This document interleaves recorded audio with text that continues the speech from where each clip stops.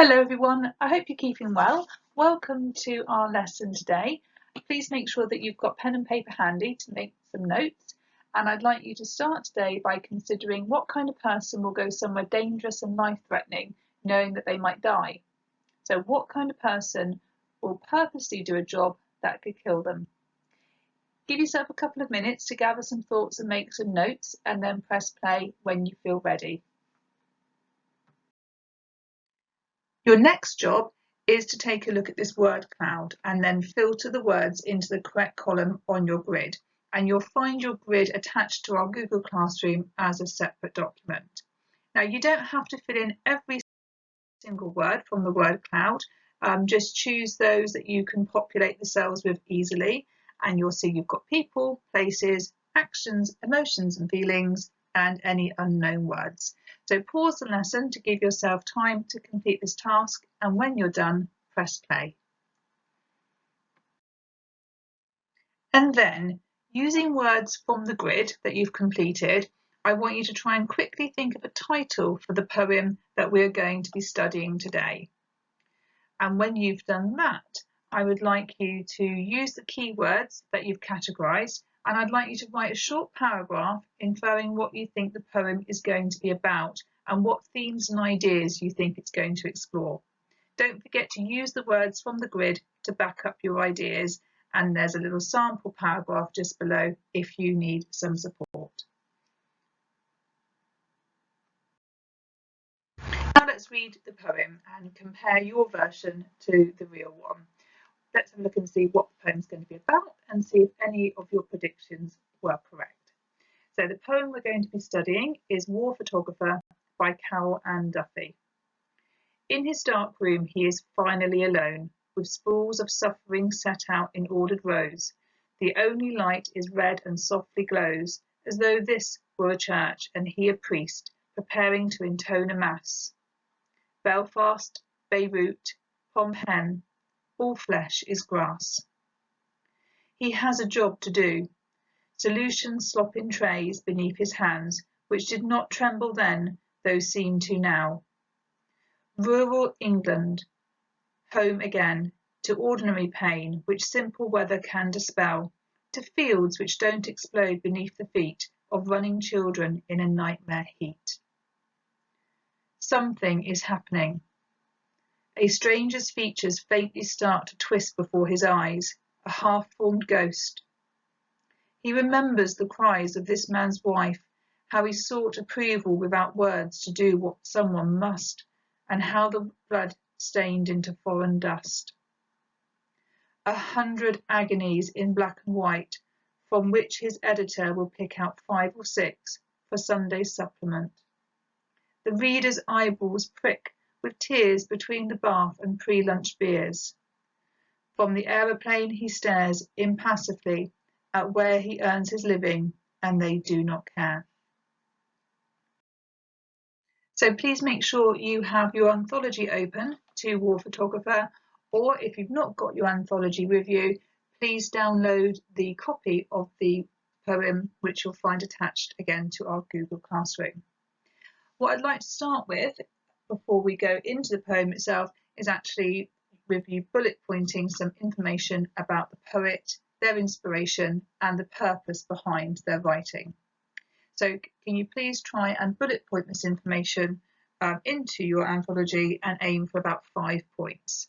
So Dame Carol Ann Duffy was born 23rd of December 1955 and is a British poet and playwright.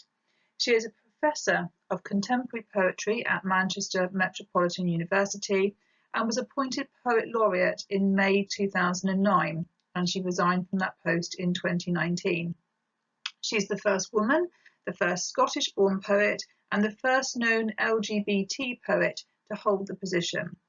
She's won several awards, including an OBE for services to poetry. Now, Duffy's own friendship with a war photographer is the inspiration behind her poem. She explores the complex and potentially controversial role of a war photographer who is so close to horrific events but can do nothing to help. Carol Ann Duffy highlights how people in the West are isolated from the horrors of war in other parts of the world.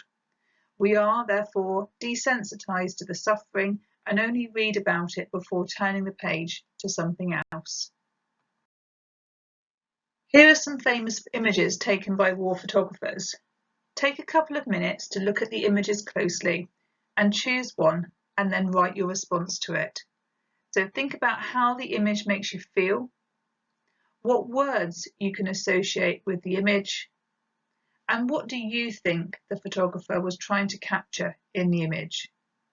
Make sure you pause the video to allow yourself time to complete this task, and then when you're ready, press play. And now we're going to hear from a war photographer himself. This is James Natchery. He says, "I'm a witness and I want my testimony to be honest and uncensored.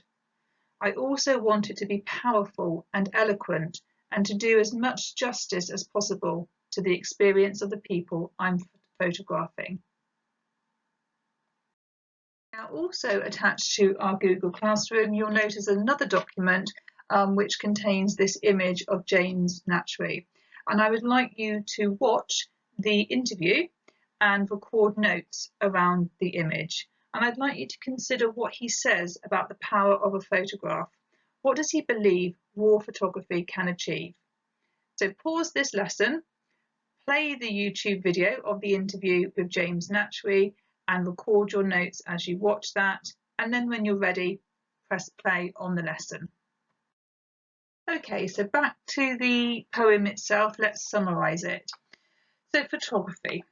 The speaker is describing a war photographer developing photos in his darkroom. The pictures depict huge suffering, but the speaker describes how most people will glance over a few of them in the newspaper from the comfort of their safe home. And the speaker says they won't understand fully or do anything about what they see.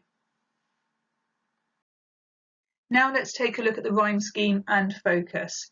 So we have an ABB, CDD rhyme scheme in each stanza, with most lines being 10 syllables, so it can seem a bit muddled.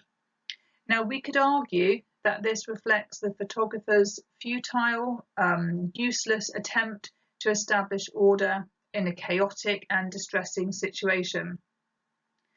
The focus of war photographer changes throughout, so we can see different perspectives. So we start with the focus on the photographer, and then that moves to the images of war zones he's developed, and then on to the lack of care of those living a safe life in the West, and ends with a brief reflection of the lack of interest or empathy of the photojournalist towards the suffering. And we can see how Duffy contrasts the comfortable and safe lives of those living in countries unaffected by war and the indescribable horror of those living in war-torn countries. That's a running theme throughout the poem.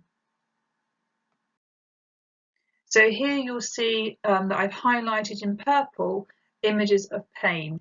So we have running children in a nightmare heat, fields which don't explode beneath the feet, cries of this man's wife, and blood stained. And then those are contrasted with images of comfort, which I've highlighted in green. So we have rural England, ordinary pain which simple weather can dispel, Sunday supplement, and eyeballs prick with tears between the bath and pre-lunch beers. So one of the biggest contrasts in the poem is the uncaring attitude of people at home compared to the terrible suffering going on in war. So highlighted in purple, we have the characters, the editor, and the Sunday supplement. So here we have the editor in the poem and those who browse the images on a Sunday morning representing those uncaring attitudes. They really represent the lack of empathy or thought that some people have for those affected by war. And then we have some one-word sentences. We have the use of caesura with highlighted in green, Belfast, Beirut, Phnom Penh. So these one-word sentences and the use of those caesura, those breaks in the line, give the poem a real stop-start feel. Now we could argue that this could reflect the casual and dismissive tone of those unaffected by suffering. But Carol Ann Duffy lets us see the horrors of war through the photographer. So Belfast, Beirut, Phnom Penh. We could also argue that they could reflect the photographer slowly considering each country suffering from war and respecting them.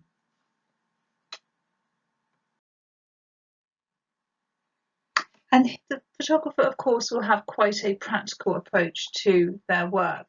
The poem has a generally neat and ordered form on the page, and this could mimic the way war photographers have to be practical, emotionless with their approach to their work as they face the chaos of war. And it could also signify the photographer's serious and careful approach to his work. So here in the first stanza, we have this finally alone, which we could explore as the photographer's relief that he is finally back home. He's able to practically approach his work following the return from a chaotic war zone.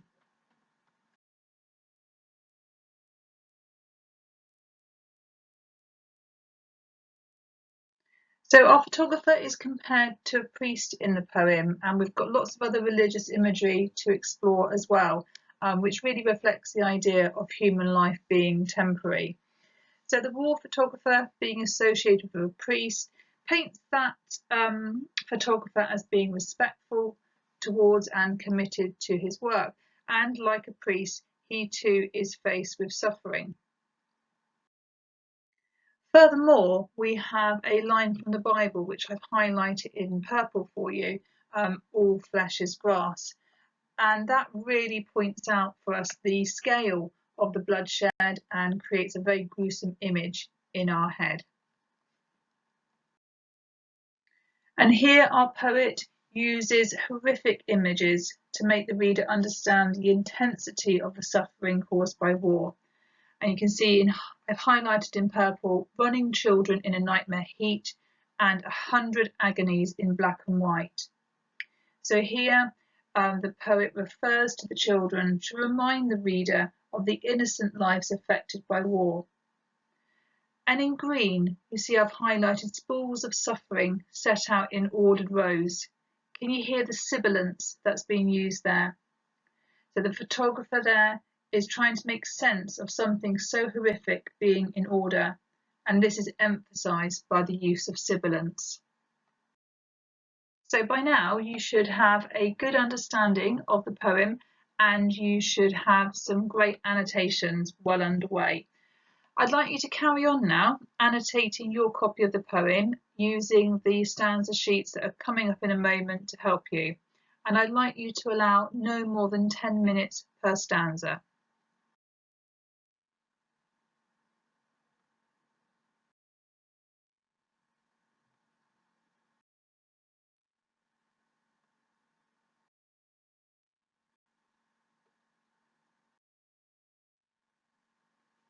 When you've finished your annotations, I'd like you to have a go at one of these questions. So Robert Capa, a Hungarian war photographer, said, "The desire of any war photographer is to be put out of business." What does he mean, and what is he saying about the profession?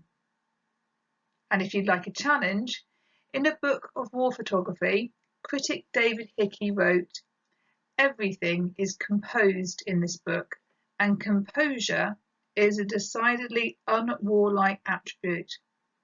To what extent do you agree? If you asked to compare war photographer on the reality of conflict, you'll find it compares well to Remains, Bayonet Charge and Poppies. If, however, you're asked to compare on the theme of conflicting emotions, you'll find it compares well to Kamikaze, Remains and The Emigree.